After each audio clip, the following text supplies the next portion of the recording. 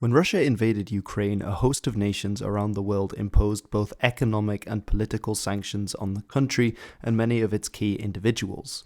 One of these was Japan having already a larger history of dispute with Russia. Following Japan's imposition of sanctions on Russia, Russia announced on the 21st of March that it would no longer be pursuing its peace talks with Japan that had been continuing on since the end of the Second World War.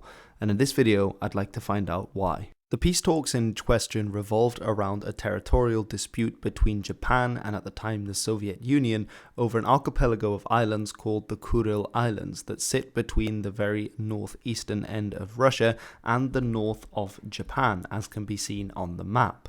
These islands are particularly important as they are important economically for the fishing industry, as well as being of geostrategic importance.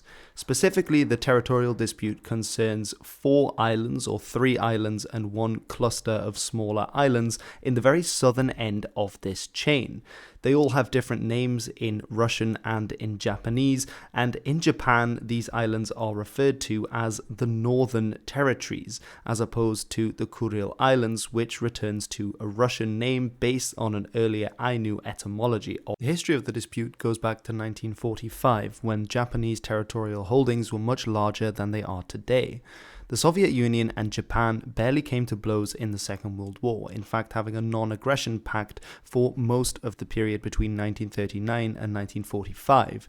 This was as a result of an earlier conflict that had taken place in Inner Mongolia and Mongolia proper between Japanese and Soviet forces as well as their Mongolian allies. However, on the 8th of August 1945 at around 11 p.m, the Japanese ambassador in Moscow was informed that the Soviets were declaring war on Japan, and the following day, the 9th of August, Soviet troops flowed into Manchuria, at that time held by Japanese forces, and started what would become known as the Soviet-Japanese War, of course a smaller war within the much larger umbrella of the Second World War. This conflict is incredibly important for several reasons. For example, it is the reason why there is today a North and a South Korea as a result of the extent that Soviet forces pushed into the Korean peninsula.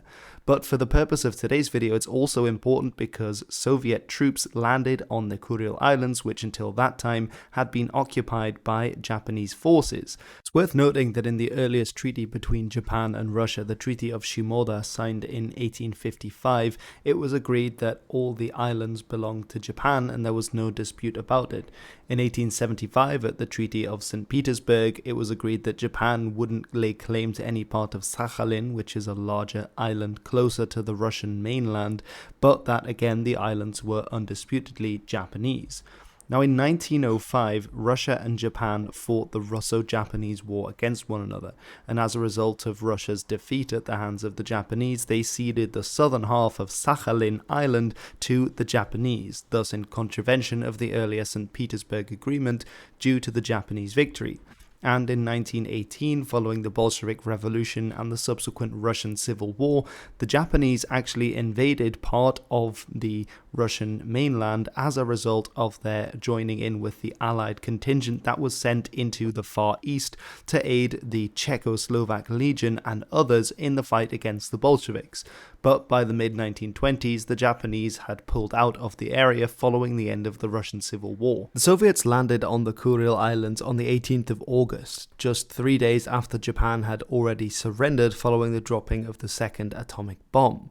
Within 2 years, the Japanese inhabitants of those islands were forced to relocate back to mainland Japan, and it seemed that they would remain part of the Soviet Union. This had actually been established at the Yalta conference some years earlier, during which it was proposed that the leaders of the 3 great powers, the Soviet Union, the United States of America, and Great Britain, have agreed that in 2 or 3 months after Germany has surrendered and the war in Europe is terminated, the Soviet Union shall enter into the war against Japan on the side of the Allies on condition that the former rights of Russia violated by the treacherous attack of Japan in 1904, that referring to the Russo-Japanese War we've already mentioned, shall be restored. The southern part of Sakhalin, as well as the islands adjacent to it, shall be returned to the Soviet Union. The Kuril Islands shall be handed over to the Soviet Union.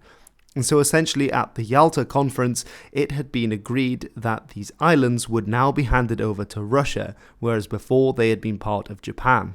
As a defeated power, Japan could do little against this, although it did argue that the southern 4 islands did not in fact belong in the Kuril Archipelago of islands, but were rather considered as the northern territories.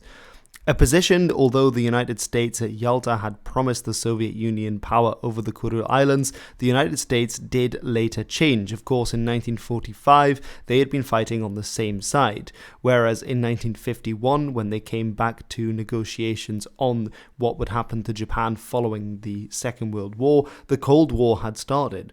And so the Americans changed their position somewhat, or as they see it, reiterated their initial stance that this was only ever a temporary wartime measure and that there should be a settlement agreed between Japan and Russia that was mutually agreed upon about which islands would go to which nation. The 1951 San Francisco Treaty was signed by Japan and most of the major Allied powers to normalize relations, but the Soviets refused to sign the treaty, and thus the Kuril Islands were not formally recognized as Soviet territory because it hadn't signed the treaty.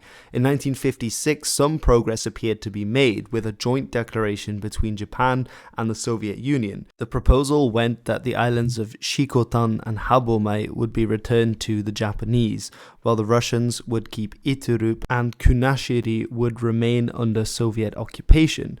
The Japanese agreed to this initially, however, there were problems in this actually manifesting on the ground, not least because of pressure from the United States on the Japanese government, who didn't want them to reach a concession with the Soviets. They even threatened not to evacuate the island of Okinawa, which the United States was still holding at that time. And so eventually this deal fell through, and the issue over the Kuril Islands continued on. A similar deal was proposed by Russian President Vladimir Putin in 2006, but it was also promptly rejected.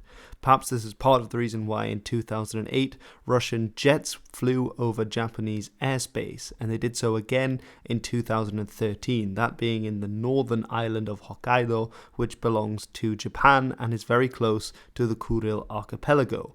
In 2022 now, tension has seemed to be higher than ever as the last presidency of Shinzo Abe tried to reach some kind of agreement with Russia over the islands but ultimately failed. They had indeed backed down on some of the more aggressive rhetoric that the Kuril Islands belonged to them, refusing to answer questions, for example, that the islands were indeed Japanese in order to bring down tension. However, now it seems that we are seeing a repeat of the past and in fact higher tensions between the two nations, as on the 7th of March, Japan's Prime Minister pronounced that the southern Kurils were a part of Japan, a sentiment that was echoed the next day by his foreign minister, who said that they were indeed an integral part of Japan and that Japan should have sovereignty over them. This was then followed by a Russian response on the 21st of March, when Russia officially pulled out of peace negotiations with Japan, bearing in mind these were still ongoing since the end of the Second World War, in order to cover this dispute as a result of Japanese sanctions that had been placed on Russia due to Russia's invasion of Ukraine, thus bringing the Japanese-Russian relations to a new low ebb, possibly the lowest that we have seen since the end of the Second World War.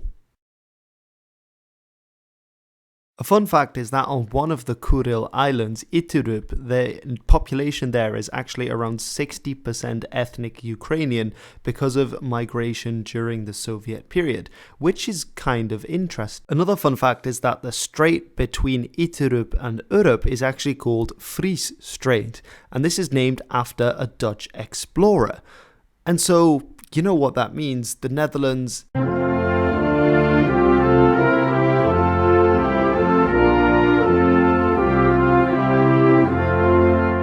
Playing the Wilhelmus actually gave me somewhat of an idea about how we can solve the issue of the Kuril Islands between Japan and Russia. So here goes. I think that the northern islands that are closest to the peninsula, which belongs to Russia, should remain Russian. You know what? You need to make some concessions. I think that's fair enough. Now, in the middle, these two islands we give to the Netherlands as a kind of buffer state.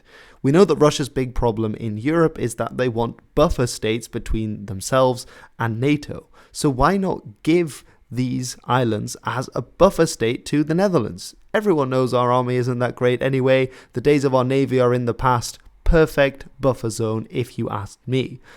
Next, we give the island of Iturup to Ukraine. In fact, this could even start off a peace negotiation between these countries. You give them to Ukraine, that helps. You could potentially trade it for Crimea or somewhere else because it's mostly ethnically Ukrainian there anyway. And finally, what we do with the other islands claimed by Japan is they become separatist rebel states that break away officially from Russia, but of course won't be recognized and won't be helped by Japan at all. They will just exist there as these independent little states that can do their own thing. Anyway, this video has been about Japan and its relationship with Russia over the Kuril Islands. The end was a joke, so please don't be too offended. And also just to say that half of the proceeds that I'm making from videos this month will be going to helping refugees escaping the war in Ukraine. And there will be links in the description below so that if you should wish to donate, then you can do so. Anyway, that is the end of this video. Do let me know if you enjoyed the question marks and some of the answers that I presented here. I thought it was very interesting when I saw it was being reported on that Japan was once again making these claims after having sort of rolled back a little bit on its rhetoric. Japan, of course, quite famously is a country without an army, but rather a defense force, and so it has very strongly enshrined in its constitution that Japan will not deploy its armed forces outside of its own borders. However, Russia has still fortified these Kuril Islands, and increasingly so from 2011 onwards, in case Japan does actually act on it. Because of course for Japan, they claim these territories as their northern territories, so perhaps they might be allowed to send their self-defense forces to these islands. And who knows, we might see a second front opening up in the war on Russia. I hope not, but let's see what the future holds. Anyway, I hope this has been somewhat interesting. In the meantime, I have been Hilbert, and this has been The History.